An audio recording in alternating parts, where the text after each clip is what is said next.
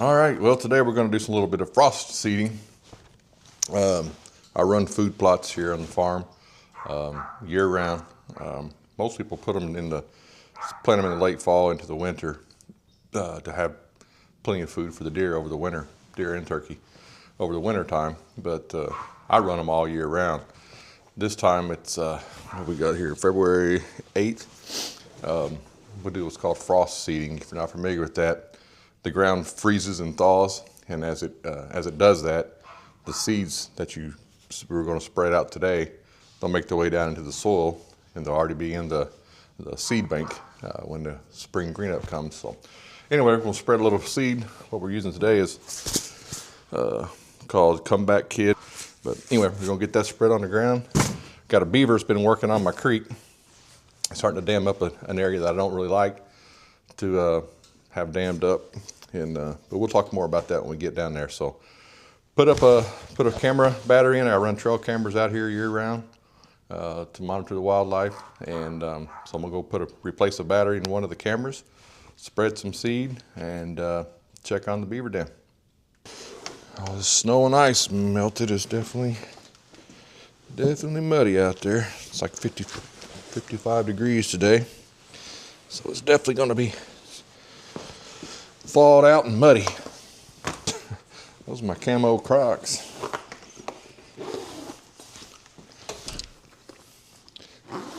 People make fun of me for having them, but I love them.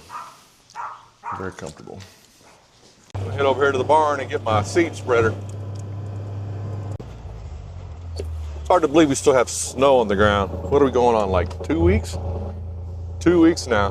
That's unheard of here for where we're at in West Tennessee. Sun's come out a little bit the past few days, and that's helped melted some. Just going to use this little Earthway over-the-shoulder spreader. It's not the best thing out there, but it's good for small seeds. The stuff we're going to be spreading today is real teeny tiny, and you can control the flow of the seed with this kind as opposed to like a big one that you would run on the back of your tractor. Let's go spread some seed. Some deer out down here. They've been in this corner a lot the past couple of days. Well, they're down there all the time, but I've seen them down here the past couple of days. Cruise down that way and make them run. There they go. There goes 1, 2, and 3. They hang out in those woods a lot. On the other side of that, holy cow, look at all of them in the woods. Oh man, I don't know if the camera can pick it up or not. 1, 2, 3, 4, 5, 6, 7, 8, 9, 10. Maybe 1 or 2 that's standing still. I thought there were just 3 out here that we kind of scared off out of the field, but there was a bunch in the woods there. They're having a hard time right now finding. Yeah, there was a bunch more. They're having a hard time right now. They've about run out of food, and the last 2 weeks hadn't helped at all because of all this was just a couple of days ago, and for a good week and a half was under a solid sheet of ice, snow, about 4 or 5 inches of snow, and at least a 1/4 inch, if not more, of ice on top of that. So they had no access to really any kind of food at all unless they found some leaves or something, on some bushes or something like that. Oh yeah, there goes my blue heron.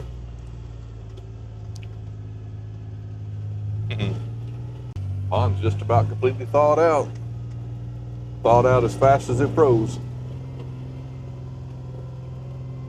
Yeah, I bought 1,000 pounds of corn right at the beginning of winter.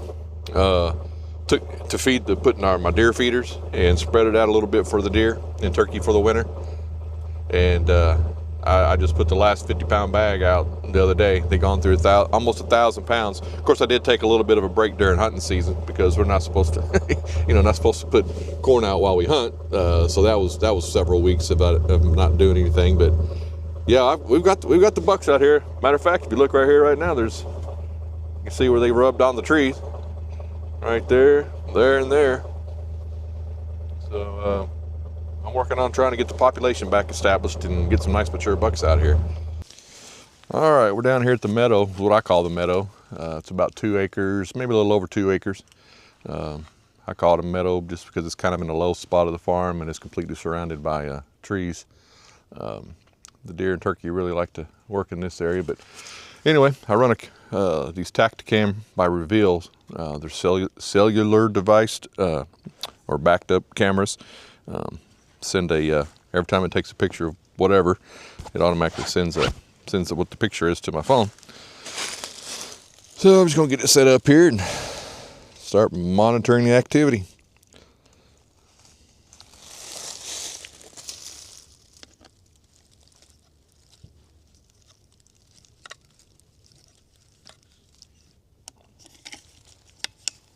All right, let's see what kind of critters we get.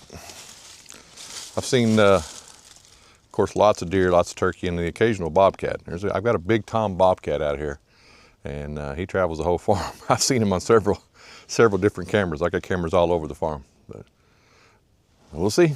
This is the far west side of the farm. As you can tell, everything's pretty much dead out there. All the undergrowth and the bushes, trees, mainly the trees. And the reason for that is beavers. Straight out away from us there, about 100 yards, is the creek. The creek runs the property, the west and the south property line of the farm. But on this section here, there's I walked the whole thing 2 winters ago, and at that point there was 7 different beaver dams on about a 300 to 350 yard stretch of creek. So anyway, the beavers have got this all dammed up. I mean, it's wet just right here beside us. As you can see, just right there, right in front of those tall bushes, the water's backed up out here. So anyway, that's what beavers do. They back the water up and drowns everything out and kills everything. My first couple of years when I moved back here, about 5 years ago, I was kind of at war with them. Everybody's like, get rid of beavers, get rid of the beavers. And I'll show you an area of the farm here in just a little bit that my granddaddy, years ago, he did go to war with them to get some of the area of the farm back. But I did go to war with them, I guess you could say, for quite a while. Tore out the beaver dams. I hired a guy with an excavator to come in and do all that, and tore them out. And, if you don't eliminate them, if you don't trap them and physically remove them, they'll just come right back and build. And that's exactly what they've done. So I've decided to let it go, because now that it's been underwater in this state for so many years now, it's become a natural wetland habitat. Blue herons out here. I've seen bobcat run across here. What was I saying? Oh, wood ducks, different species of ducks come out here. So, and the creek is deep because they've got it dammed up. We go fishing out here in the summer in the creek and actually catch little catfish and bluegill and other hybrid species. So I decided to let them have it. Let it be a wetland.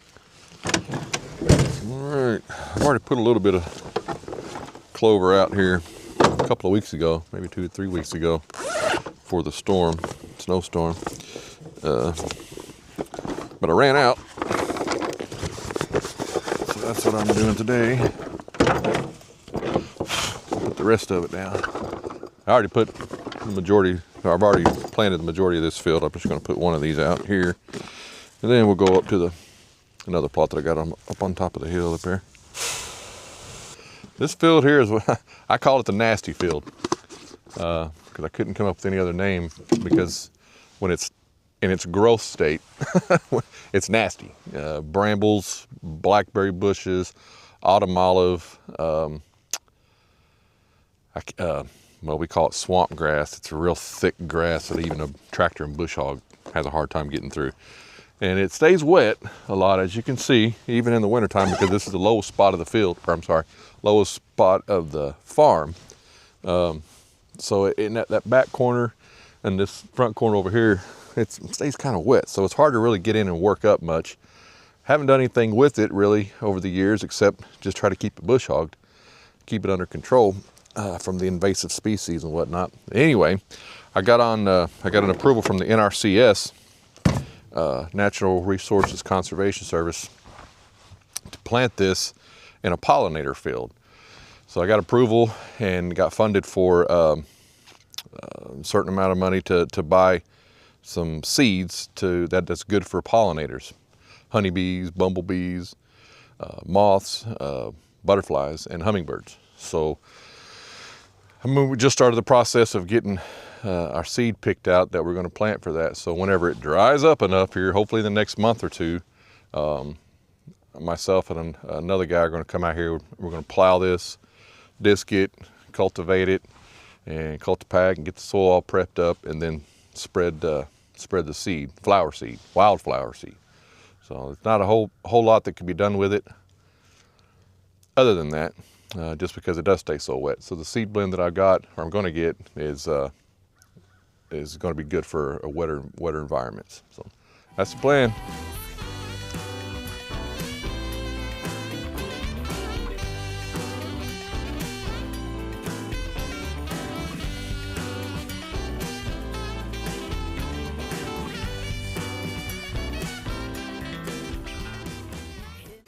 So that's the seed I'm planting.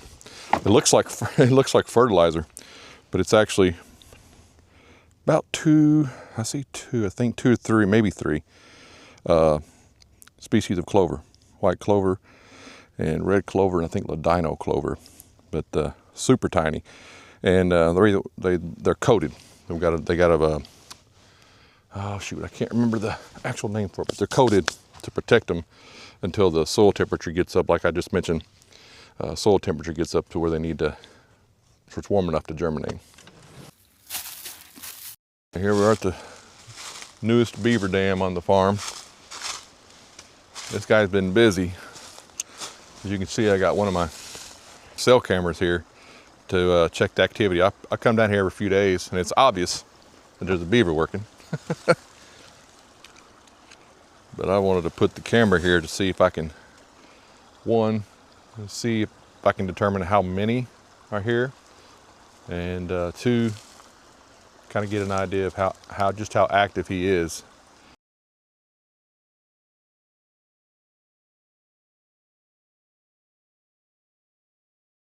If he's really, sometimes beavers, in my experience from what I've known, sometimes beavers will really be active, and they'll bunch of them will work together and really make work as quick as they can to make a dam, purposely to overflow the creek so they can live in it. Sometimes they take their time, which seems to be the case with this one. They haven't been working it too often, too rapidly, I guess, in an attempt just to kind of slow the water down. Otherwise, normally this creek, well, during the summertime, this creek here is only a matter of just inches, 5 or 6 inches, and it just flows really, really quick, real low. But obviously we're in the wet season now, so it's a little higher. As opposed to the other wetland area that I talked about earlier, I've let them have it, for the wetland habitat and the wildlife. This, not so much. I don't really want them to dam this up, because there's a lot of, the whole nasty field that I just showed you, and then this whole area here, which is probably about maybe another 4 acres, 4.5, 5 at the most, as far as you can see back in there, and then over back to where we just frost seeded. But anyway, that whole nasty field and this whole area here, I can't remember, probably about 30 years ago, when I was in middle school, maybe even high school at some point, this whole area was underwater, just like the wetland habitat is over there now. The whole area, the whole area is almost 22, 23 acres, I'm guessing, because that's maybe about 20 acres. But back during that time, my granddaddy, he raised cattle out here. We always had 70 to 80 head of cattle, if I remember correctly.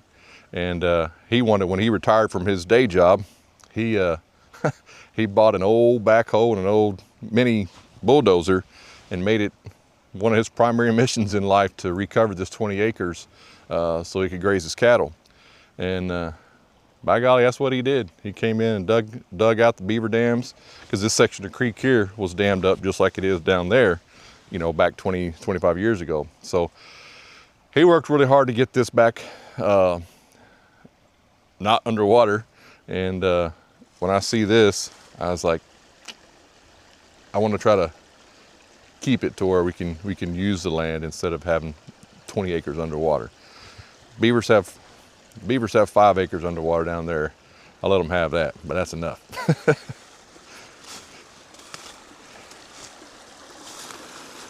At this point, I'm not overly concerned about it because it obviously has a good 4 to 5 feet that it needs to rise before it even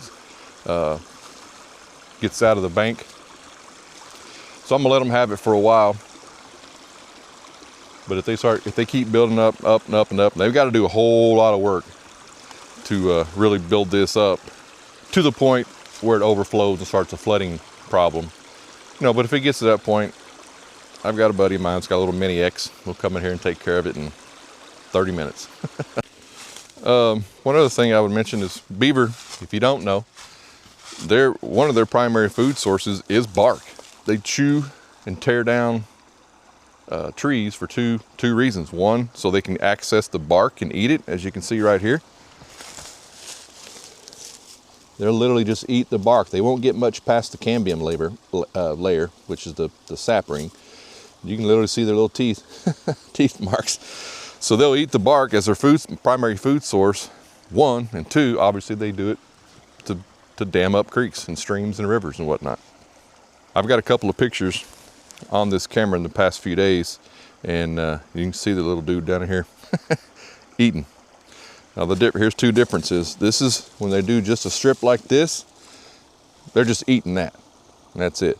When you have this right here where it's completely chewed completely in two, what they've done with this, I guarantee you, he has eaten the bark, and then he took whatever was left of this limb here on this part of the tree and put it down there in the dam. So they'll chew the bark off of it, eat it, and then use it to dam up use it in the dam. I'm gonna let him have it for now, but I'm gonna keep an eye on it. So this is the lower portion of what I call the upper plot because it's on the higher part of the farm, not the highest spot, but definitely a lot higher than where we were at earlier. I tried something new this past fall. I planted winter oats and cereal rye. Winter rye, not ryegrass. You don't want that. But I noticed it came in really well everywhere except for right in here, and I didn't know why. I thought maybe it was because water was running off the hill too much or something, but I think maybe there's maybe a lack of sunlight based on the snow that you can see in here right now. The snow is pretty well melted off everywhere except for the parts that haven't gotten any sun. Well, clearly this is about a 50-yard stretch of solid snow still, so maybe it's a lack of sunlight, which tells me I probably don't even need to waste my time on putting the seed out, this frost seeding out here. I'll do it on the upper part of the plot. So let's go do that. All right, here we are at the upper plot. I'm gonna put the rest of these both of these out. Deer running through the woods. Hang on, guys, I'm feeding you. I'm trying. Yeah, they're really struggling. I know, I saw some the other day that were literally eating. Deer are, they're browsers, right? They're not grazers like cattle and sheep, that kind of stuff. They're browsers, which means they'll take a few steps and they'll just nibble on a leaf. They'll take another step. I don't know if they'll eat cedar trees, because it's pretty acidic, but they'll literally chew on branches and stuff. Not the healthiest for them, but in the middle of winter, when you have a ice pack situation like we just went through, they'll do what they have to survive. Also, I should mention here where I'm located, there's no we don't have monster bucks here. First of all, in my opinion, in Tennessee, closer to the areas that have ag fields close to them, yeah, decent bucks grow because they have access to soybeans and corn. Well, here where my farm is at, there's not a significant amount of agriculture as far as row crops go. So they don't, deer don't have, the deer and turkey don't have access to soybeans and corn. So that's why I try to supplement their feed by doing what I'm doing. They love to browse on cereal, rye, wheat, oat, clover, radish, kale, all those kind of things. So that's what I'm doing when I do.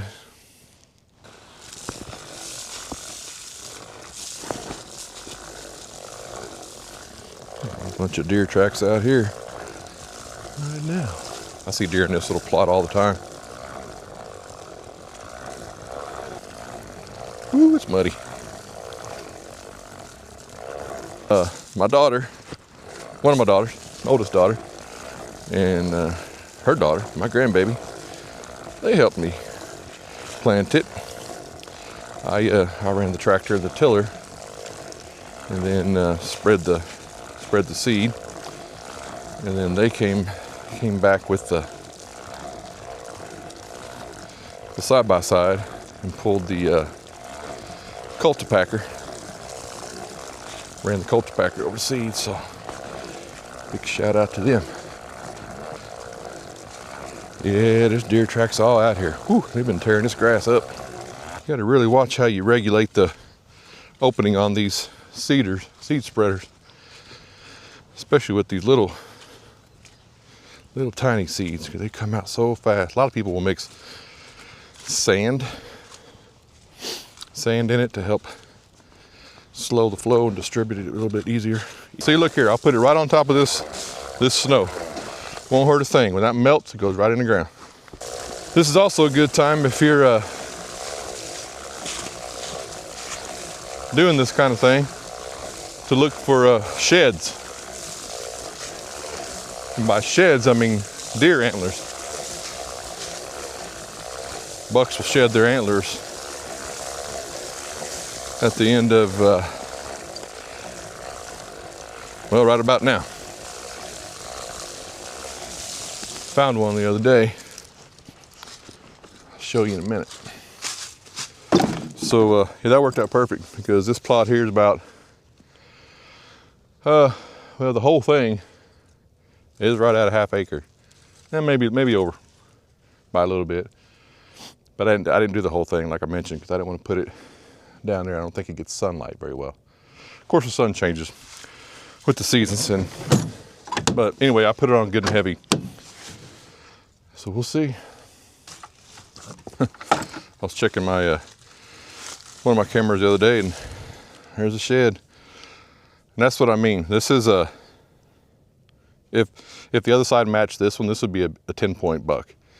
And around here, arguably 10 points are considered big bucks. So this is a classic example of how they're underfed and not malnourished, but not nourished as well as some areas that they have access to better food sources and minerals and things like that, because this, in my opinion, should be a whole lot bigger. I mean, this is a 10-point, would be, at the other side is symmetrical and matches this one. But anyway, yeah, at the end of the year, they'll shed the antlers off and start growing new ones for the next year. Let's ride. As I cruise around the farm this time of year, I'm looking for sheds. Now, I'll get my dogs, and we'll actually come out here and park and go for a walk. Big, long hike, actually intentionally looking for sheds. And but don't have time to do that right now today, but we're just looking as we cruise around here.